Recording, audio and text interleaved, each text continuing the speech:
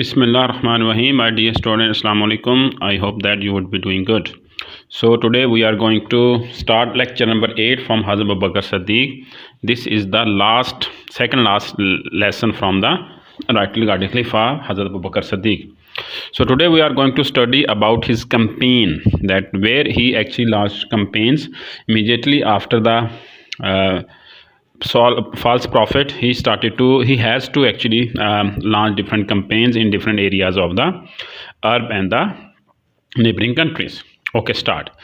After solving the issues of false prophet, he launched different campaigns to secure peace and protect Islamic identity. We have studied in the false prophet, and before that actually apostates movement and refusal to pay zakat. In our problem there was one common point, that those people who stood against Islam, they want to destroy the identity of Islam. So it was important for him to launch different campaigns in different areas of the Islamic State and the neighboring countries in order to secure the peace and protect the Islamic identity. Although the people who refused to pay zakat and apostate tribe and false prophets, they were solved permanently, but there were the people within the state who triggered those things. So it was important for him to do the same. So these campaigns played a vital role to strengthen and set a strong foundation for the Islam because he want to eliminate each and every threat. He want to remove each and every doubt in the mind of the people of the Arab. So that's why this was important activity which was done by him. Okay. Then actually area where he launched these campaign, and we have studied over there against the apostate tribe, he immediately without any delay that at the same time he launched 11 campaigns.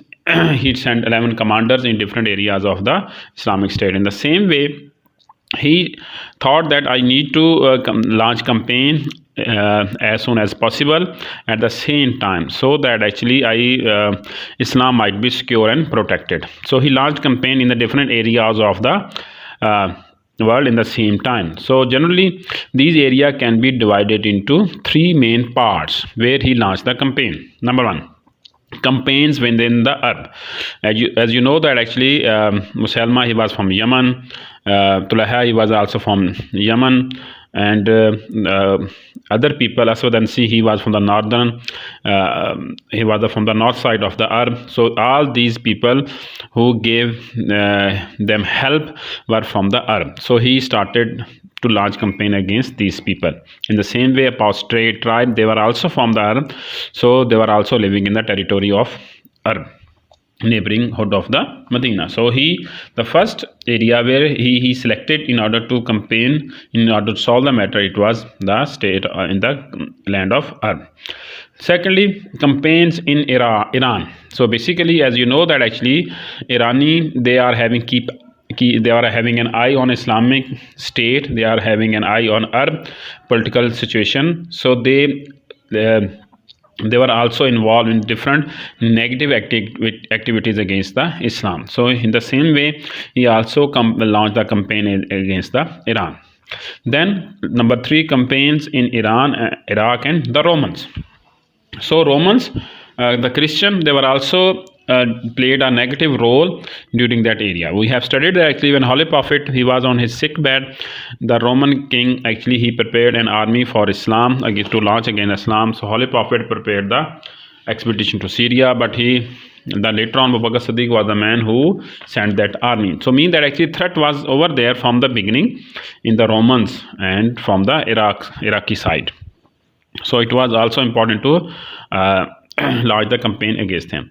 Now, reasons why Abu Bakr Siddiq has to launch these campaigns, because every action must have a reason, and reason must be solid, reason must be comprehensive in order to send the army, your troops outside the Arab or within the Arab to fight war against different people. Okay, reasons. Number 1, help the false prophets. The people of different areas, not only of the Arab but also of Iran, Iraq and Romans, they were basically behind the false prophet. They gave them support. They supported them financially, physically, and spiritually, and so many other things. So basically all the false prophets, they are getting help from these people. For example, as we have studied that actually when Tulaiha fled from the battlefield, he took refuge in the Syria. So Syria was in Roman. So this is how these people, actually false prophet, they got help and fresh blood and all motivation, also motivation from the different areas of the Arab, Iran and Roman. So it was important to tackle down all those people who were behind the false prophet. In the same way, number 2, involve in apostate. The people within the Arab, basically they were the people who apostate from Islam. They step back from Islam. They re-announce their faith. So these people were from not only from the Arab but also from the surrounding of the Medina. So Abu Bakr Siddiq thought that I need to solve these matter as well, because they help the apostate tribe, mean that they played a same role to demolish the Islam. Because when someone help a negative movement, mean that he or she is involving in that movement at the same level. So it was important to launch campaign within the Arab against these people who helped the apostate tribe.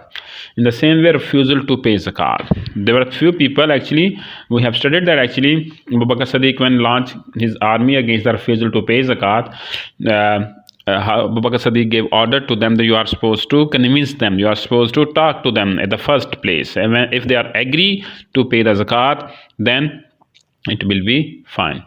So but these people, few people actually left from the battlefield, and they started to get help from the other people. They started to convince the people that we need to stand against Islam and Muslim and so many other things.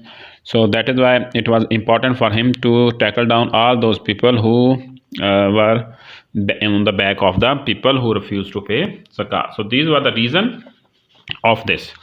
Then let's study the actions.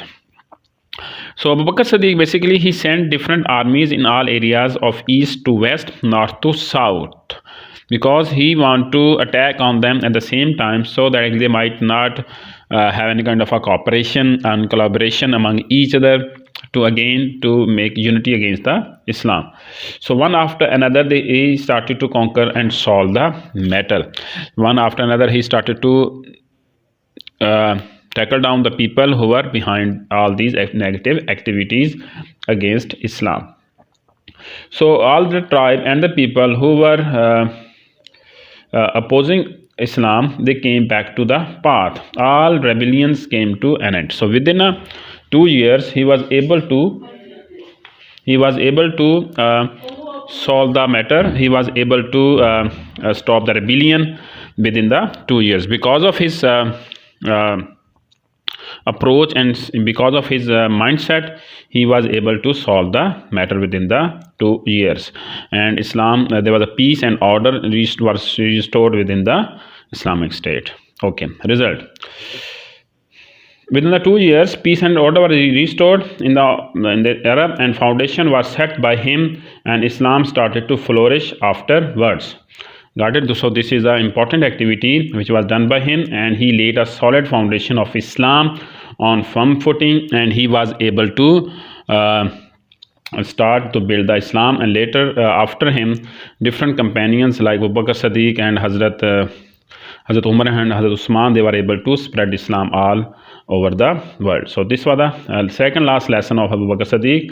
Inshallah, tomorrow we are going to study about his character and about his other qualities. Until then, Allah Hafiz.